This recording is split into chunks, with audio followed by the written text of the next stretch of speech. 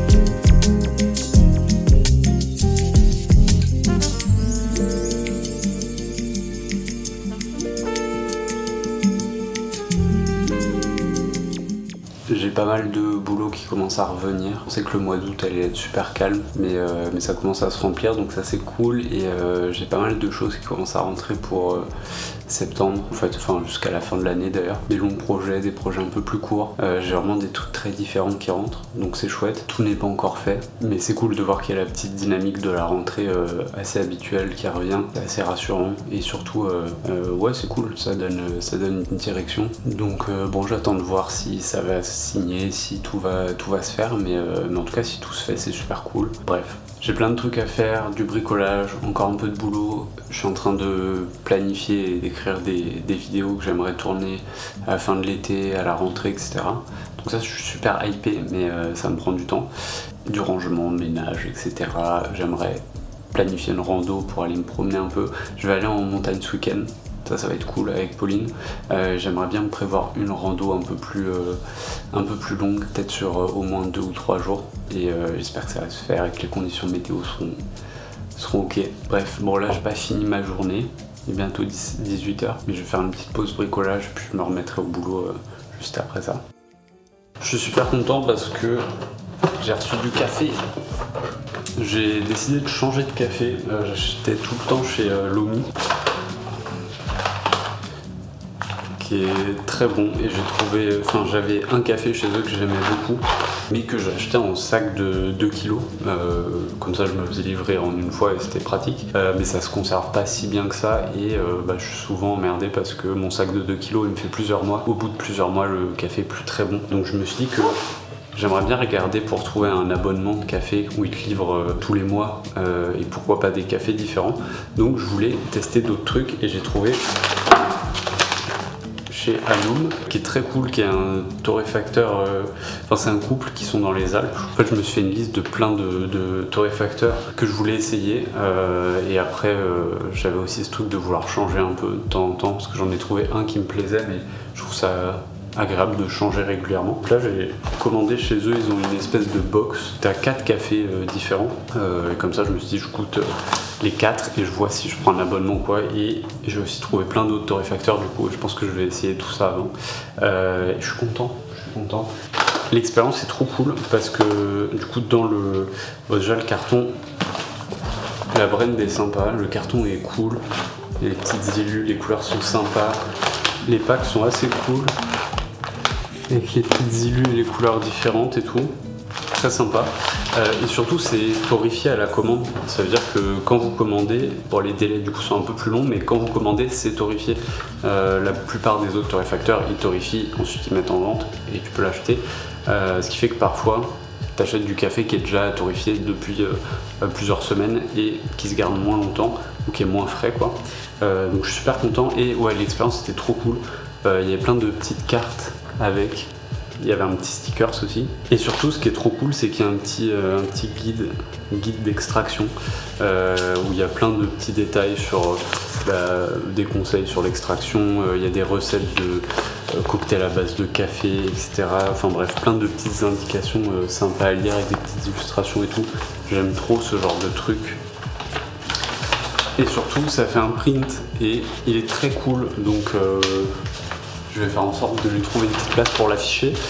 Et ça m'amène à mon petit point bricolage du jour. Je vous montre, là je suis c'est ma salle à manger qui donne dans ma cuisine. C'est cool parce que c'était une configuration assez moderne pour une vieille maison, donc c'est assez étonnant entre guillemets, mais c'est une cuisine ouverte, donc c'est cool. Je vous montre vite fait. En fait j'ai ces espèces de petits coins comme ça, ici et de ce côté là, qui vont me permettre de faire des petits coins dédiés. Je vais faire un coin pour le café ici, à terme quand on va tout rénover, faire un petit coin pour le café ici, et ici j'aimerais bien faire un petit coin vin et cocktail, faire une espèce de petite cave à vin en dessous là, avec un petit plan de travail pour pouvoir faire des cocktails, mettre des alcools, des jolis verres, etc.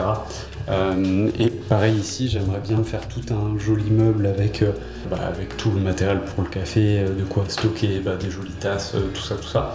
Mais bon, ça c'est pour une V2, on va dire, 3.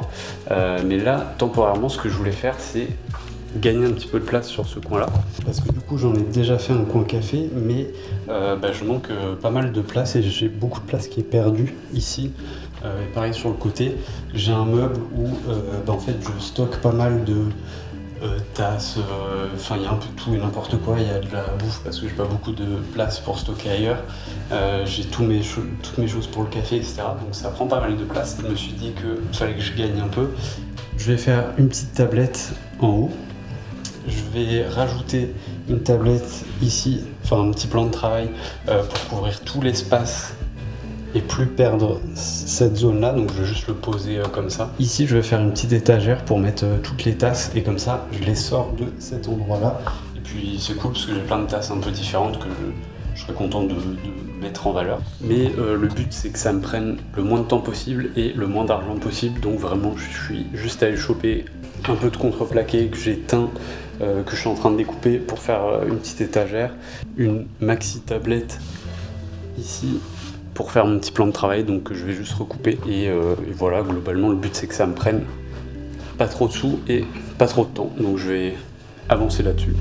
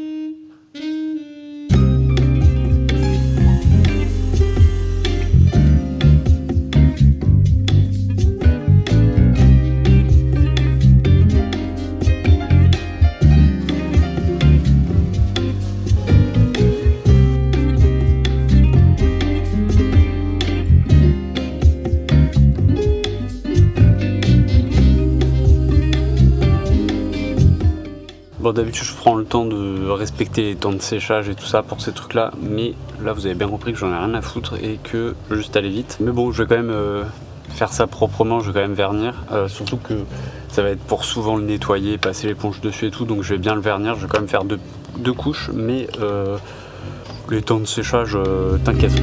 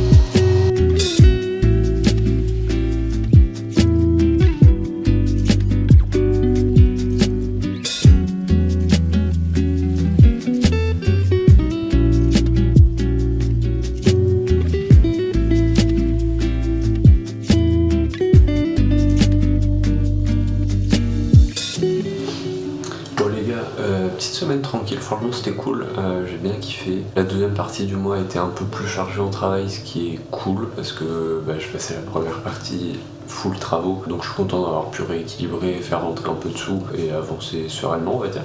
D'habitude l'été c'est assez calme, surtout le mois d'août. Parfois c'est un peu speed en juillet, mais le mois d'août est toujours complètement creux. Là on entame le mois d'août et je sais que j'ai déjà des choses pour les prochaines semaines. Donc c'est cool, pareil je suis serein. Je pense que je vais pouvoir avoir un bon équilibre là, entre travailler un petit peu pour quand même faire mon mois, mais profiter un peu de l'extérieur, aller un peu en montagne, faire un peu de moto, bref, vivre un peu.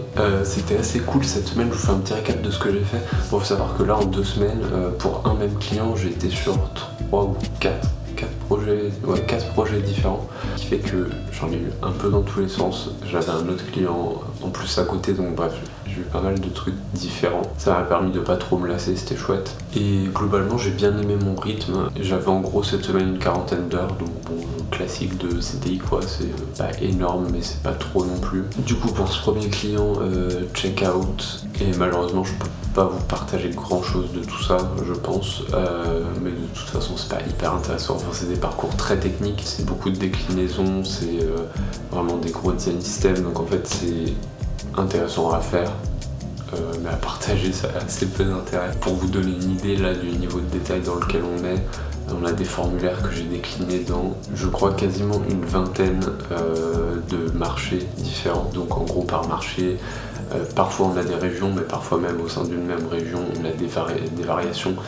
Typiquement entre la France et la Suisse, on va pas avoir les mêmes obligations légales dans un formulaire, donc on va décliner le formulaire, etc. Là, comme c'est du e-commerce, il y a de la livraison, chaque pays va avoir ses spécificités. Par exemple au Japon, ça n'a rien à voir avec ce qu'on fait en Europe ou en France. C'est d'ailleurs proche de ce que la Suisse fait, donc c'est rigolo. Mais bref, j'ai plein de variations différentes. Là, la semaine prochaine, je crois qu'on démarre le Middle East, donc ça veut dire que toutes les maquettes que j'ai, je vais devoir les flip et pareil, on va avoir des variations de parcours qui vont être propres à ces marchés-là. Donc c'est très long, c'est très fastidieux, ça paraît chiant à raconter. Ça n'est pas tant que ça à faire parce que moi je trouve ça rigolo ce genre de déclinaison vraiment un peu corner case quoi. Mais c'est marrant. Par contre, l'autre truc qui était chouette, c'est pour Révi. J'ai un petit peu bossé cette semaine et globalement, ça s'est un peu remis en route là, fin du mois, donc c'était chouette. On a une page, en gros, pour vous donner un peu le contexte. C'est un parcours qui permet de créer, on va dire, une recherche, d'enregistrer une recherche qui va nous donner des résultats. Donc cette recherche, elle est en 3 étapes en gros. Première étape, vous avez un petit formulaire où vous remplissez des informations qui sont assez basiques. Seconde étape, qui est en fait un chat avec une IA, donc en gros assez classique, interface de chatbot. Là on est en train d'ajouter certaines complexités dedans où en gros on doit avoir un rappel de la première étape avec les champs qu'on avait, qu'on puisse toujours les éditer. On a quelques petits corner cases aussi où on ajoute des exemples des résultats qu'on pourra peut-être obtenir à la fin.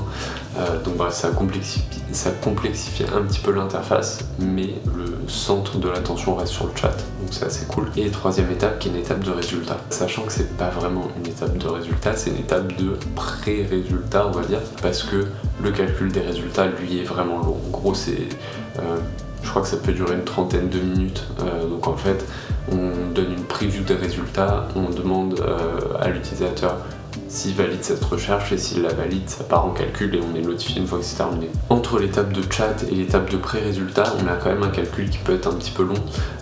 Donc en fait, on a dû réfléchir à comment est-ce qu'on ralentit entre guillemets l'expérience, ce qui est rigolo parce que on est toujours dans la recherche de l'inverse. On cherche toujours à accélérer, à rendre le parcours le plus rapide possible. Là c'est l'inverse en fait, on a du temps de calcul, donc comment est-ce qu'avec de l'interface on va pouvoir ralentir un petit peu l'expérience à cette étape là sans que ce soit désagréable ou palpable pour l'utilisateur, mais que ça serve l'aspect technique. Donc c'est cool. Moi ce que je suggérais c'était d'animer un peu des choses, de prendre le temps d'animer des chiffres, animer des loaders, ce genre de choses, en se disant que plus on ralentit les animations tout en restant impalpable pour l'utilisateur, parce que pour lui c'est de l'animation, c'est pas vraiment dérangeant, au contraire ça attire un peu son attention, il y a des trucs qui bougent, c'est vachement moins désagréable que si on mettait un loader qui pourrait durer 15-30 secondes, ce qui est assez long.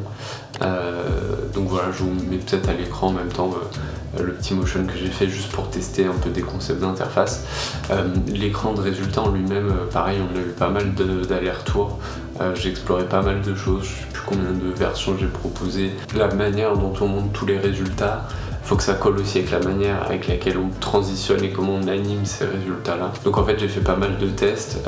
La personne avec qui je bosse du coup, sur ce coup-là, parfois elle aimait bien une manière d'animer et une manière d'afficher les résultats qui n'étaient pas forcément compatibles entre elles. Ou des fois c'était en fait j'aime bien ce truc-là et j'aime bien ce truc-là, mais qui étaient deux concepts complètement différents. Donc c'est toujours un peu compliqué de rassembler ces deux trucs-là. Donc bref, ça a été un peu mon sujet là cette semaine, animer ce truc. Voir si ça va être validé ou pas et quelle va être la suite, mais je suis assez content.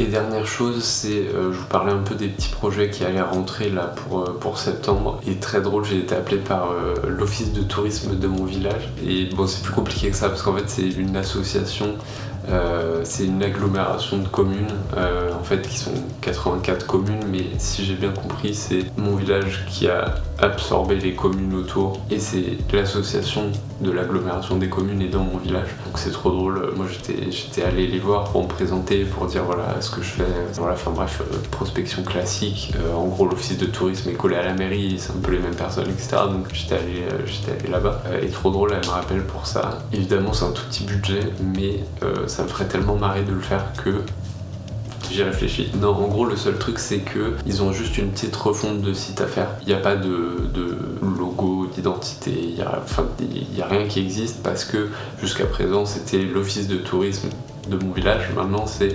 l'agglomération des communes Lourdes, Tarbes, Pyrénées, je crois. Donc en fait, il n'y a rien qui existe, potentiellement tout à faire, et ça me ferait vachement marrer en fait. Donc je pense que je vais le faire en petit truc à côté. Le truc, c'est que je suis sûr qu'il y a plein de trucs trop cool à faire avec ça, et en fait on va dire le budget ne colle pas du tout avec le temps que j'ai envie d'y passer. C'est-à-dire que si je prends le truc de manière très honnête et que je le prends comme la rentabilité qu'il faut avoir avec d'autres clients, ça peut pas marcher franchement. Mais en fait ça me ferait trop marrer, donc je me dis j'aimerais bien le faire. Ça sera pas rentable, mais ça pourrait me faire un projet cool, un truc qui me fait un peu marrer et qui a une gueule sympa à foutre dans le portfolio. Maintenant je me méfie de ces trucs là parce qu'à chaque fois que je me dis ce projet là va pas être rentable mais il va être sympa à mettre dans le book, et ça part en steak, et qu'à la fin en fait le projet, le client, etc. fait que c'est pas si cool, ça me déchauffe un peu. En vrai, quand derrière t'as la réalité du projet, des gens qui prennent les décisions, en fait c'est pas toi qui décides, tu décides un peu de rien au final sur ces trucs là, et t'as beau aiguiller tes clients sur certaines choses, en fonction des clients, parfois ça marche pas du tout et juste ça c'est pas du tout ce que t'attendais. Donc je me méfie un peu de ce point là, faut que j'en discute peut-être avec eux, mais j'ai envie de dire si ils me laissent carte blanche sur un truc comme ça, franchement je m'éclate. Donc à voir, à réfléchir aussi avec les autres sujets que j'ai à côté, si vraiment j'ai le temps de m'investir dans ce truc là ou est-ce que ça vaut pas le coup. Bref, donc tout ça à réfléchir, mais ça me fait marrer comme truc. Autre sujet qui rentre, Ose, qui est une boîte qui fait de l'ingénierie appliquée à du digital. Donc en gros ils font du logiciel très complexe. Ils ont que des ingénieurs, ils font des logiciels hyper complexes pour des bateaux de marchandises et qui vont calculer le bon axe à prendre avec la force du vent qui s'applique sur telle partie du bateau, comment est-ce qu'on la compense, machin et tout. Donc ça a l'air hyper intéressant.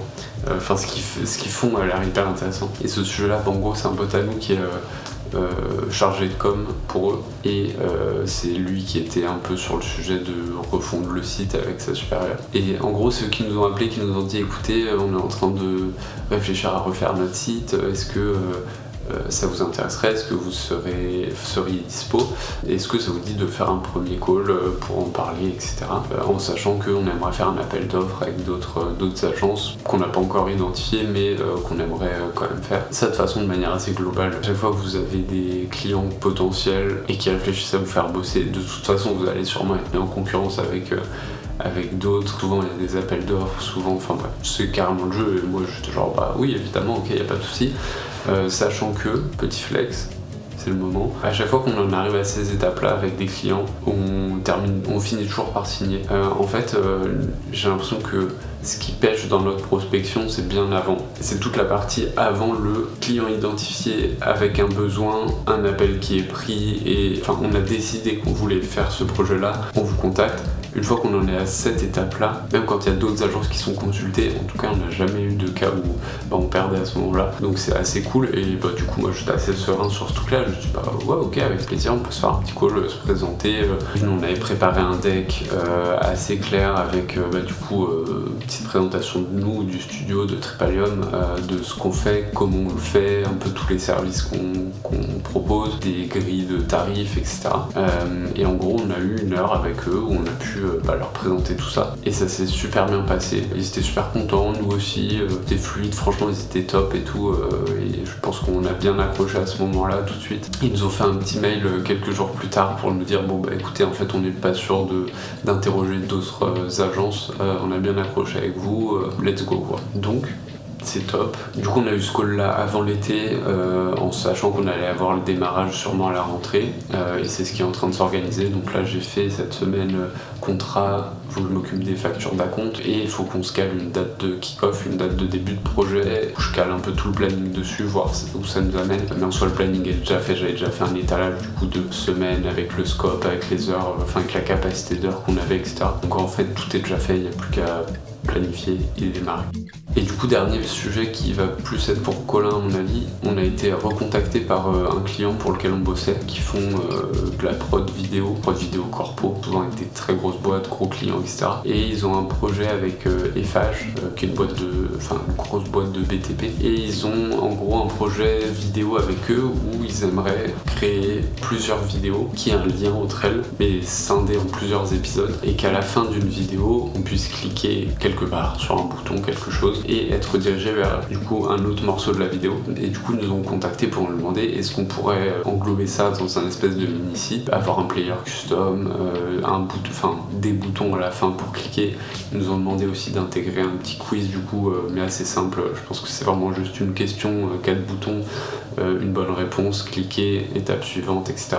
Et en gros, eux nous ont déjà posé une arborescence de toutes les vidéos, lesquelles redirigent où, etc. Donc techniquement, pour nous, le seul boulot qu'on a, c'est designer vite fait les quelques boutons, les quelques éléments d'interface que je vais faire, mais je pense que c'est très simple. Et après, c'est juste de l'intégration technique, sachant que c'est un gros client qui veut déployer sur leur site actuel. Du coup, ils ont parlé de package et de choses un peu techniques, mais j'ai pas eu plus de détails, donc c'est pas évident à scoper. Donc on attend les détails de ce truc-là. Est-ce que ça colle avec le budget qu'ils ont? Est-ce que ça va se faire? Pour l'instant, c'est vraiment juste le sujet a été évoqué, mais il n'y a rien de sûr du tout. Mais si ça rentre, c'est cool. Bref, c'est un peu tout pour ces updates là. Un peu de boulot la semaine prochaine, c'est cool. Moi, j'aimerais bien passer une partie de mon été un peu à préparer des choses pour YouTube, parce que j'aimerais bien à la rentrée m'imposer un rythme là vraiment de faire des vidéos. Franchement, je kiffe ça. Je me rends compte que le seul truc, c'est que je repousse vachement ces moments-là de tourner. Mais je commence un peu à réfléchir à des petits stratagèmes du style faire des vidéos un peu plus courtes où j'ai que une ou deux prises de parole comme ça dans la vidéo, planifier un peu des choses, rédiger un peu des choses, prévoir un peu des choses. Le but, c'est de me simplifier le travail pour quand je vais avoir à vraiment faire la vidéo, sachant que ça va être une période assez chargée à mon avis. J'aimerais écrémer un peu de travail avant. Bref, je vous montrerai sûrement tout ça. Je vais aller acheter du pain, faire des sandwichs et aller en montagne avec Pauline, et ça va être cool. Bref.